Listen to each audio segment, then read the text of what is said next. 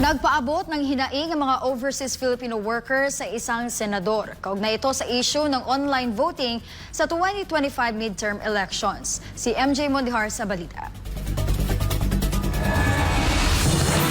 Habang papalapit ang halalan sa Mayo 12, dama ang pangamba ng maraming OFW hinggil sa magiging proseso ng kanilang pagboto. Sa halos isang buwang pag-iikot ni Senator Robin Padilla sa Europa, personal niyang natanggap ang mga hinaing ng kababayan nating nagtatrabaho sa ibang bansa, lalo na sa usapin ng online voting na para sa ilan ay may kaakibat na panganib at walang kaukulang katiyakan. Ang iba pa nga, gustong i-boycott ang eleksyon dahil sa kakulangan ng tiwala sa online voting. Reklamo ng mga Pinoy, marami pang hindi nakakapag-rehistro sa online voting. Ang iba naman, inireklamo na hindi nila ma-access ang kanilang data sa COMELEC matapos magparehistro sa internet polls. Ayon sa Commission on Elections sa COMELEC, ang pre-enrollment para sa online voting ay tinakda mula March 20 hanggang May 7, 2025. Sa panahong ito, kailangan magparehistro ang mga overseas Filipino na botante para makakuha ng passcode na gagamitin sa pagboto online. Naunang dumulog ang PDP laban sa Supreme Court para ipahinto ang internet voting at ibalik ang manual na pagboto. Ayon sa partido, walang batas na nagtatakda ng online polls. Nais din lang matiyak na mabibilang ng tama ang mga boto ng mga itinuturing na makabagong bayani.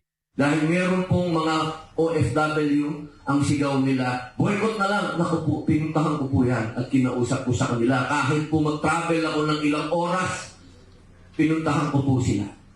At sinabi ko, huwag kayong mag-boycott.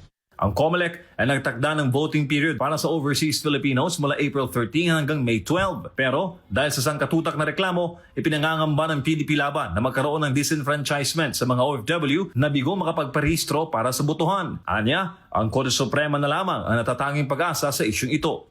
Hindi na po panawagan ng PDP ito. Panawagan na po ito ng ating overseas Filipino workers. Na ang COMELEC ay bigyan sila ng pagkakataon. Meron pa namang panahon Isang linggo pa ang palilipasin natin bago i-implement todo itong online voting. Ayon sa datos ng COMELEC, tinatayang nasa 1.3 million overseas Filipinos ang inaasahang lalahok sa kauna-unahang internet voting sa bansa. 98% po nung nakarang eleksyon, 98% po ng OFW, Inday Sara ang binoto. 98%. Kaya alam po natin, siguro naman po na yung aming partido ay binabantayan po yan, obviously, pro-Duterte niya na sentiment. Sakaling hindi katigan ng Korte Suprema, tinitingnan ng partido ang pagsasagawa ng continuing exit polls sa lahat na nakaboto na. 1 month yung voting So kung magre-report sila kaagad sa isang online command center, sino ang binutuhan nila, anong pangalan nila, kailan sila nagboto, yung registration number nila, may data talaga tayo.